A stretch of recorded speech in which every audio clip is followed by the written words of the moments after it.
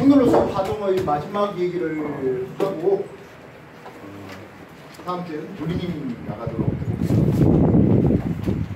파동의 맨 마지막 부분은 이제 광학인데요. 실상 이 부분은 물리 2에 나온 내용입니다. 그리고 뭐 그렇게 세밀하게 가르치는 부분은 또 아닌 것도 같아요. 먼저 거울 얘기를 해보죠. 거울이라는 것은 결국 빛의 반사 이하는 거잖아요. 물론 뭐 다른 파동의 반사들을 우리가 많이 공부해봤습니다. 반사의 법칙은 무엇입니까? 빛이 꼭 빛이 아니라 상관없죠. 내진의 경계면에 대해서 들어온 입사광에 대해서 요 각을 입사각이라고 합니다. 법선과의 각이 입사각됩니다. 그때 반사가 튀어나올 때 R' 반사각은 입사각 반사의 크기는 항상 같다. 이게 바로 반사의 법칙이죠. 간단한 얘기죠. 정반사는 놈이 있고요. 남반사는 있네요. 어떤 차이가 있습니까? 정반사는 여러 개의 평행광이 들어와서 말로 평행하게 나가는 이게 정반사죠. 정반사 되어야 정확히 어떤 거 있을까요? 거울. 네, 당연히 거울이죠. 그리고 뭐 여기 뭐 일사감성 하지 않습니까? 호수가 있고 산이 있고 할 때 물이 잘잘하면 그 산의 형태가 보여질 그대로 거울처럼 비춰보이죠. 바람이 막 불면 어떻게 돼요? 호수물이 일렁거리면 그 산의 배경이 안 나오죠. 사진배이죠. 반면 남반사는 무두절한 표면에 대해서 평행이 들어왔을 때 빛이 맘대로 튀어나가는 이런 것도 우리는 남반사를 쓰겠고요. 여러분 나를 볼 수 있는 것은 이 빛이 나한테서 남반사 됐기 때문에 나를 볼 수 있겠죠. 만약 정반사 됐다면 특정 한 지역만 볼 수 있잖아요. 특정의 스크린이 만약 거울로 만들었다. 그렇다면 특정 지역에서만 그 영화를 볼 수 있을 겁니다. 알겠습니까? 평면 거울 준비해봤습니다.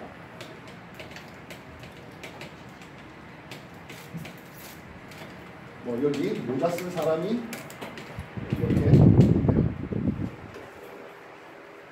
이 사람이 거울을 통해서 자기 자신을 바라보고 있습니다. 빛이 이렇게 와서 비춰죠. 마찬가지 발에서 온 빛이 이렇게 왔을 것이겠습니다. 근데 우리는 빛이 이렇게 반사되어 내 눈에 들어왔다고 느낄까요? 그러지 못하죠. 그래서 거울 뒤쪽에서 모자 쓴 내가 있다 이렇게 볼 수 있죠. 이해했어요? 그래서 평면 거울을 통해서 보는 이 상은 1대1짜리 바로 서 있는 정비 그리고 실제로 빛이 여기 있던 건 아니거든요. 허상이라고 있습니다. 평면 거울에 의해서는 1대1짜리 정비 허상이 만듭니다. 페이지에 챕터 19 맨 앞에 평면 거울에 대한 정보가 나오고 있습니다. 그래서 우리가 전신 거울이라고 하는 것은 이 사람의 키 라지 H에 대해서 거울의 최소 거리는 2분의 H만 있어도 이건 거울에서 얼마나 멀리 떨어지는지 그런 상관 없습니다. 자기 자신의 키의 2분의 1만 있으면 거울이 있으면 전신을 전부 다 볼 수 있습니다. 얼마든지 뭐 이 거울에 대해서 사람이 왼쪽으로 움직인다, 오른쪽으로 움직인다 하면서 상의 움직임도 똑같이 표현해낼 수 있겠죠. 정해 주십시오.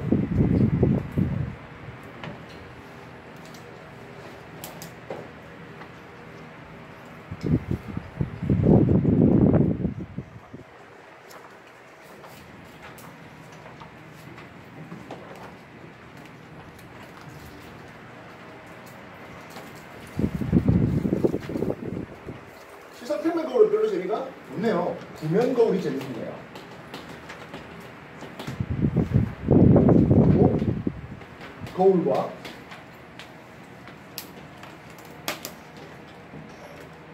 거울로 구분할 수 있을 겁니다. 오목거울에 의한 상의 제도를 한번 보도록 하겠는데요. 오목거울에 대해서 광축을 준비합니다. 어떤 물체가 이 광축과 나란하게 비추었다면 초점을 지나가게 됩니다. 우리가 구면이라 했는데요. 구의 반지름이 R이 될 텐데 이 R의 절반이 초점 F가 됩니다. 빛이 광축에 나란하게 들어오면 초점을 지나가고요. 초점을 향해 들어온 빛은 딱 잡고 광축에 나란하게 나갑니다. 그리고 이 광축과 거울이 만나는 점에 빛이 들어온다면 반사의 법칙대로 입사각에 맞춰서 반사각으로 입사각과 반사의 각에 그렇게 튀어나갑니다. 그래서 상이 여기에 생기는 거라고. 알겠습니까? 그래서 물체의 위치 A와 상의 위치 B 그리고 초점거리 F에 대해서 이 구변거울에는 A분의 1 플러스 B분의 1은 F분의 1이라는 이런 거울에 의한 법칙이 성립하는데요. 이거 계산하는 문제는 안 줍니다. 안 합니다. 알겠습니까? 그냥 상의 작도만 해주면 됩니다. 이해되겠어요? 다시 한번 구면거울에 의한 상의 작도법입니다. 광축이라고 불러주는 것에 대해서 나란히 들어온 빛은 초점을 지나고요. 초점은 이 구의 반지름의 절반이 초점을 예뻐합니다. 초점을 지나온 빛은 광축에 나란하게 반사되겠고요. 광축과 거울의 만나는 점, 이 점에 빛이 오면 그대로 반사법칙대로 대칭적으로 나눠야 됩니다. 이것을 이용해서 우리가 오목거울에 의한 작도법을 보는데 챕터 19의 오른쪽 페이지에 오목거울에 의한 작도법이 작도의 상과 문체의 위치와 상과의 관계를 보게 될 것입니다. 일단 요거 먼저 한번 정리해 주십시오. 오늘 에어컨이 영 엉망이죠.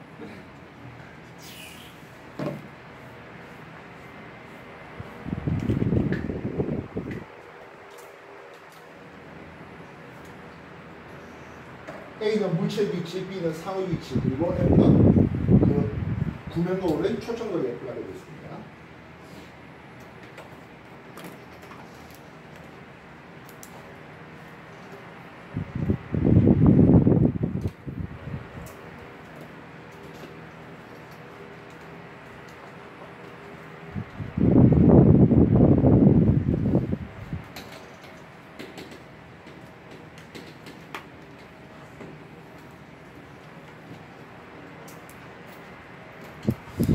자, 우리가 초점거리 F라고 삼았는데요. 2F가 되면 무엇입니까? 하면 결국엔 이 구의 반지름이 될 수 있겠네요. 그죠? 그 반지름이 되겠습니다. 그래서 맨 처음에 1번 물체가 어디 놔뒀습니까? 하면 2F보다 먼 곳에 놔뒀습니다. 2F보다 먼 곳에 놔뒀습니다. 광축에 나란하게 들어온 빛은 초점을 지나오겠고요.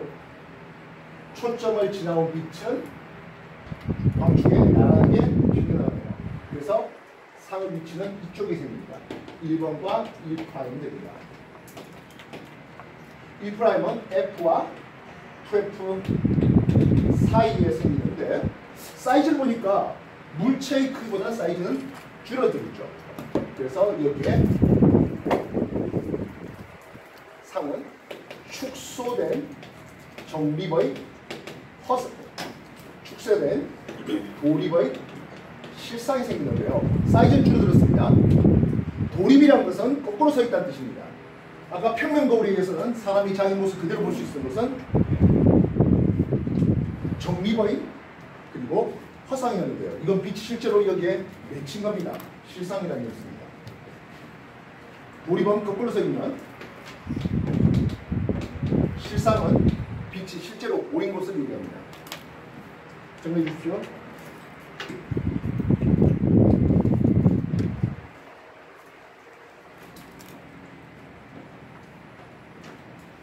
이 식을 이용해서 계산할 문제는 여러분 주지 않는다 했습니다.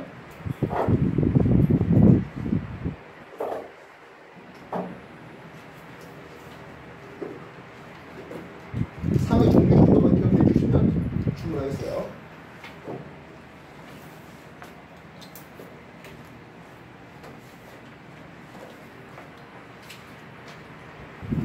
두 번째 보죠. 딱 2F 놔두면 어떻게 될까요? 하겠습니다. 딱 2F 위치에 물체를 놔뒀습니다.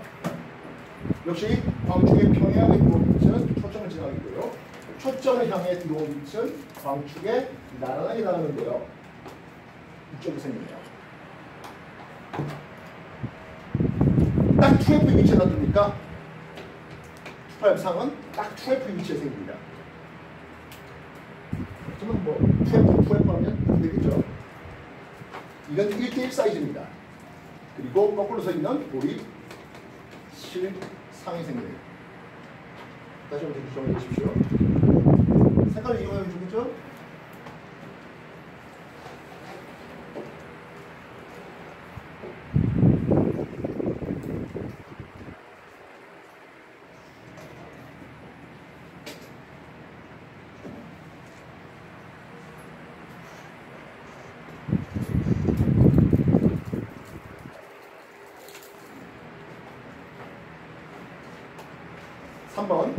그렇다면 물체 위치를 2F와 F 사이에 놔둬봤습니다.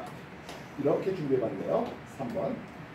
역시 광축의 나란한 빛은 초점을 지나갔고요. 초점을 향해 들어온 빛은 광축에 나란하게 가서 이쪽에 상이 생기네요. 2F보다 먼 곳에 생깁니다. 사이즈 보니까 확대됐군요. 어차피 거꾸로 서 있고 빛이 맺힌 건 똑같습니다. 세상 맞네요. 만약 네 번째 F 위치 초점에 물체를 놓으면 어떻게 될까요? 굳이 이 시간을 쓸 필요가 없는데 F에 넣어놓으면 F분의 1, F분의 1, B는 무한대. 그러면 상이 생기지 않는다 되겠습니다. 상이 없으면 되겠습니다. 다시 한번 정해 주십시오.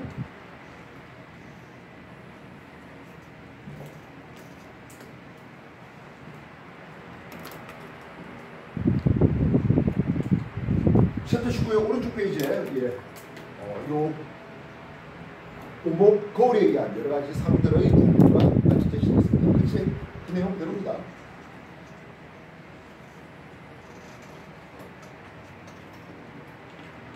마지막에 있네요. 5번째. 그렇다면 F 안쪽에다가 물체를 놔뒀습니다. F 안쪽에. 이번 F 안쪽에다 물체를 놔뒀습니다.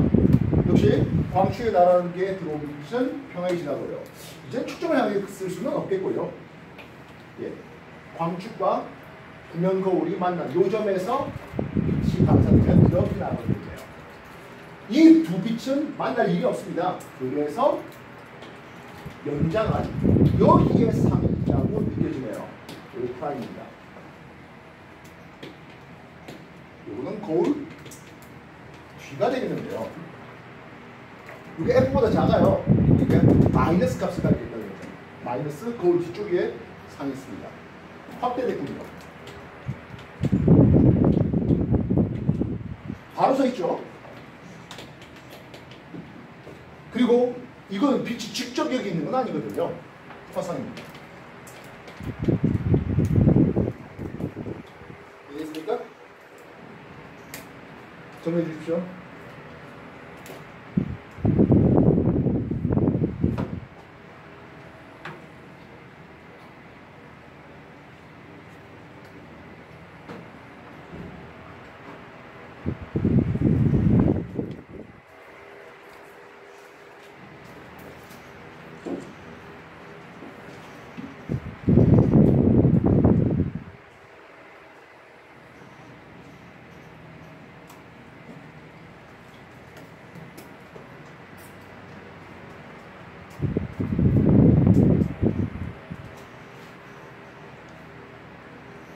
책에 다 있는 내용이에요.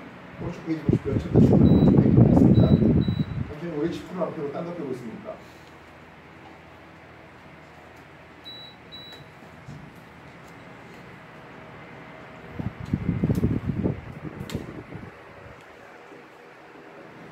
구면 거울은 오목 거울 말고도 볼록 거울이 있네요. 볼록 거울은 좀 간단하네요. 물체를 놔두면 평양에 들어온 빛은 거초점이라는데 여기서 나가는 빛으로 느껴지겠습니다. 이 초점에 향해 들어온 빛은 좌우축에 나란하게 튕겨나가는데요. 이쪽에서부터 출발했다고 생각될 수 있죠. 그래서 상은 여기 생깁니다. 그래서 볼록 거울은 항상으로 사이즈가 작아졌네요. 축소된 바로 서 있는 정립의 화살이 생깁니다. 아까 평면 거울이 1대1 사이즈의 정립 허상이 생긴다고 했죠. 그래서 정립하면 항상 허상이네요. 고립되어 있으면 실상이고요. 축소 1대1 확대, 축소 1대1 확대가 다 보이고 있습니다. 정리해 주십시오.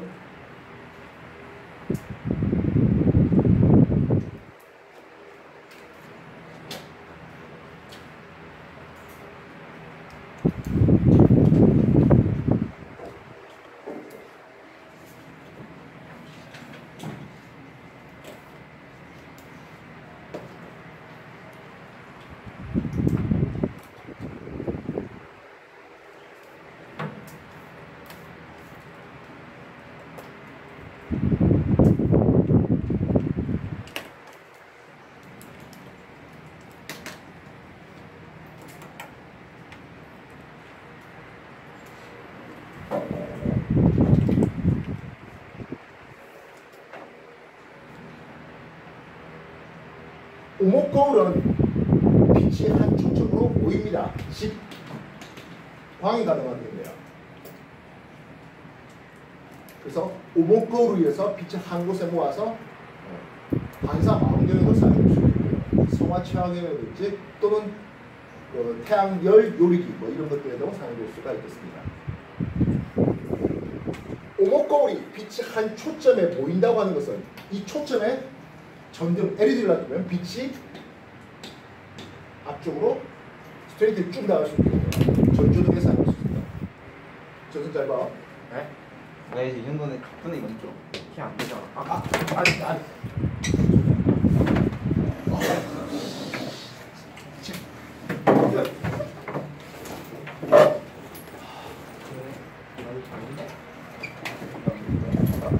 뭐가 가쁘대?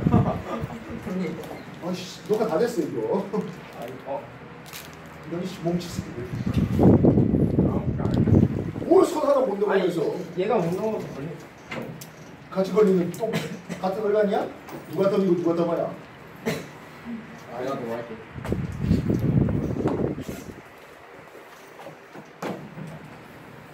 그래서 이런 자동차의 전조등에도 사용할 수가 있습니다. 그러면 볼록거울이 장점은 뭡니까? 어쨌든 상이 작게 보이잖아요. 그 말은 시야가 넓은 것을 볼 수 있습니다. 볼록거울 왜 이랬을까요? 우리가 자동차에 보면 사이드미러 있잖아요. 이 사이드미러는 뭐 뒤에서 그림자가 오는지 뭐 마티즈가 오는지 그런 거 관심 없습니다. 뭔가 오는 걸 봐야 될 거 아니겠어요. 넓은 시야가 필요한 게 볼록거울을 이용하는 자동차의 사이드미러 쪽을 보시면 됩니다. 물론 평면 거울은 자동차 쪽에 보면 분미가 있습니다. 그렇죠? 또 안에 보면 됐습니까? 정리해 주십시오. 그 좀 그만 뜯으러 이렇게 지방이 난 줄이에요. 야 그림을 좀 봐라니까. 그래 누나. 야 이거 아니 이걸 여기다 누가 아 뭐해 진짜. 진짜 개껌 진짜 씨. 아니 건들지 마봐 이거 계속 움직인다고. 진짜 씨. 뭐 이렇게 녹았더라고? 이런 개씨. 와 자기 영상 안 본다고. 막 그래. 진짜 왜 저래? 이거 박중희보다 더 하잖아. 박중희 이러진 않아.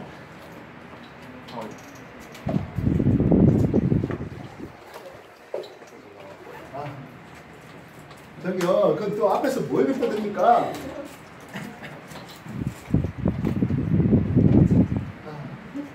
땀난다.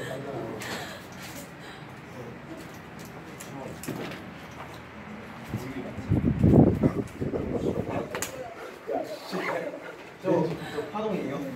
아니 저 매니아들 봐, 이 차에서 씻고 있잖아. 왜 자, 조용히 수업 잘하던 교실 와서 난장팔 맞는 거니까.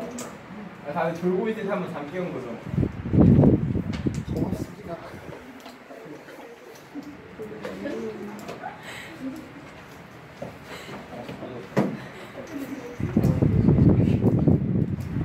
자, 이제 렌즈 얘기를 해봅시다. 렌즈라는 놈의 빛의 굴절을 이용해야 되는데요. 역시 렌즈도 볼록 렌즈와 온목 렌즈로 구분될 수 있겠죠.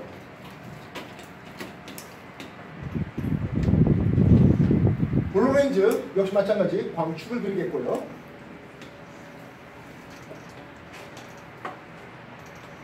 F, QF, 더 F, QF에 같습니다.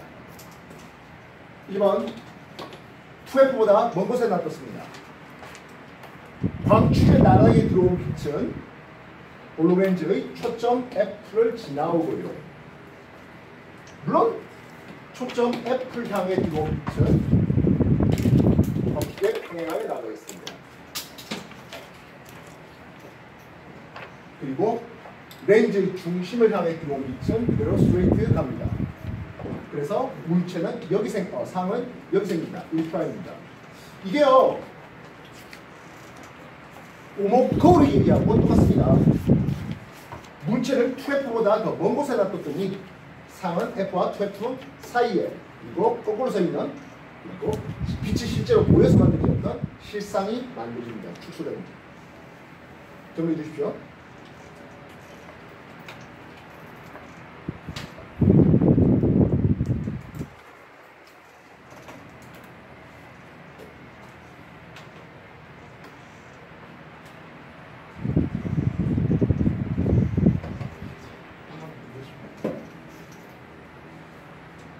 저거 뒤쪽을 보고 있거든요. 네, 그냥 이렇게. 아니, 그냥 이쪽으로 돌리라고. 일단 이쪽으로 돌리라고. 됐어. 멈춰. 됐어. 가만히 있어. 좋아. 자, 2F 위치에다가 물체를 놔둬볼게요. 자기가? 2F 위치에 놔뒀습니다. 역시 평행하게 들어오는 빛은 광축 평행하게 들어오는 빛은 초점을 지나가게 되겠고요. 광축에 다시 거울이 렌즈 중심에 향해 들어오는 빛은 그대로 스트레이트라는 거죠. 그래서 상을 보니까 2F 위치에 생기는 것을 볼 수 있습니다. 2F와 F 사이에 물체를 놔뒀어요. 3번. 그러면 맞죠? 이렇게 하면 여기 상이 생기네요. 2F보다 먼 곳에 상이 생기네요. 사이즈는 2'은 1대1 사이즈, 3'은 확대된 사이즈로 거꾸로 서 있는 돌입 실상이 생겼습니다. 정리해 주십시오.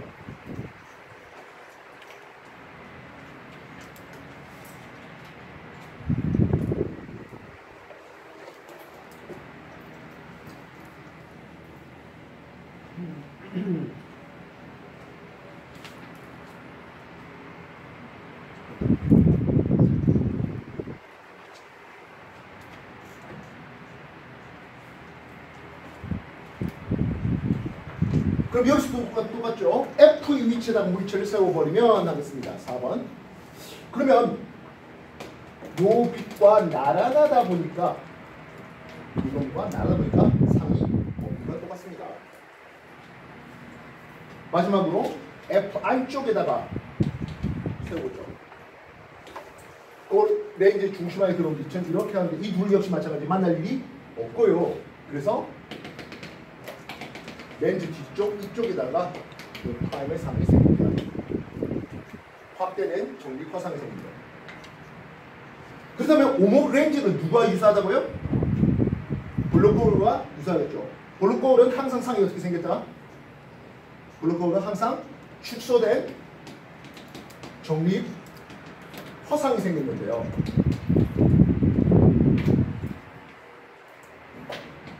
오목 렌즈도 역시 마찬가지 확 축소된 정립 화상만이 생길 수 있습니다. 정리해 주십시오.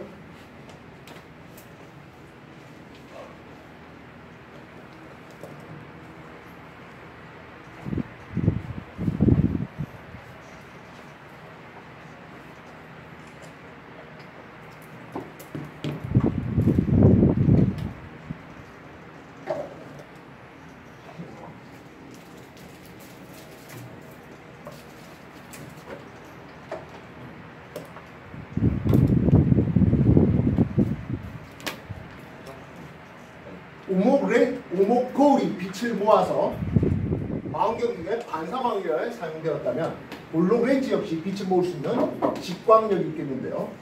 얘는 굴절망원경에 사용되죠. 지구과학의 케플러10과 갈레시아의 굴절망원경들을 공부해본 적이 있을 텐데 이런 데다가 이용할 수가 있겠습니다.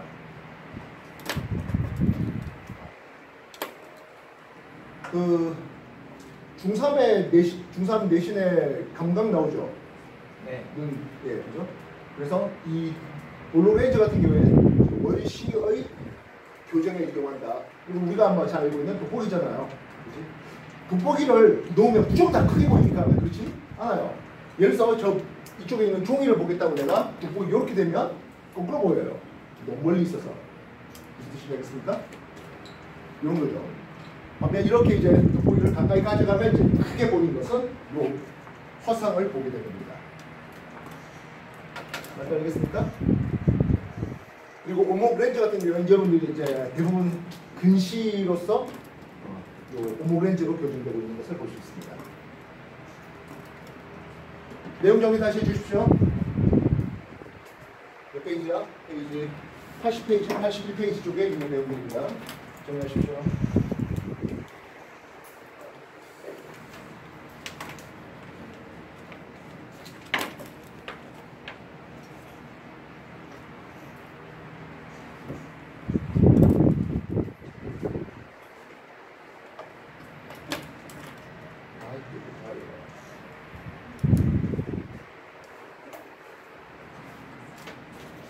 요즘 들어 여러분들 위클리가 잘 안 되고 있는 부분이 많습니다.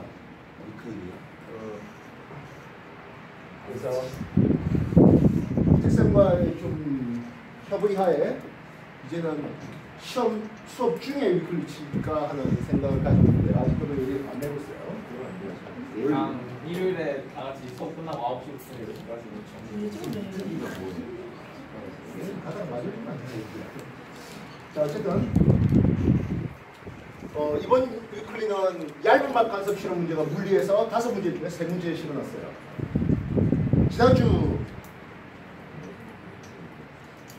지지난주야. 이제 지난주에 얇은 막 실험을 여러분한테 강의했죠. 지난주 화요일은 한번 망하겠죠. 2주 동안 뭘 좀 했는가 했는데 아무도 안 해놨더라고요. 예, 유아도 깨끗하고요. 72, 74쪽 페이지 한번 펴봐봐. 문제 다 풀었어요? 네. 사람도 많죠? 70. 30분 정도까지 문제잖아요. 자, 일단 요거 이쪽에 관련된 문제는 안 풀어도 좋습니다. 오늘 남은 시간 동안은 얇은 막 실험에 대해서 먼저 공부해 주도록 하십시오. 알겠습니까? 네. 얇은 막 실험에 대해서 문제 다 풀었다는 사람이 있을 수 있어서 이게 옛날 문제예요. 역시 마찬가지. 영어 이중수리 간섭 실험도 있고요. 얇은 막 실험도 있고 한데 이쪽 문제를 한 번 더 풀고 뒤에 답이 있습니다. 해보십시오. 알겠습니까? 넘겨주십시오. 70. 자, 문제 푸세요. 얇은 막 간섭 실험 위주로 먼저 풀어라. 여기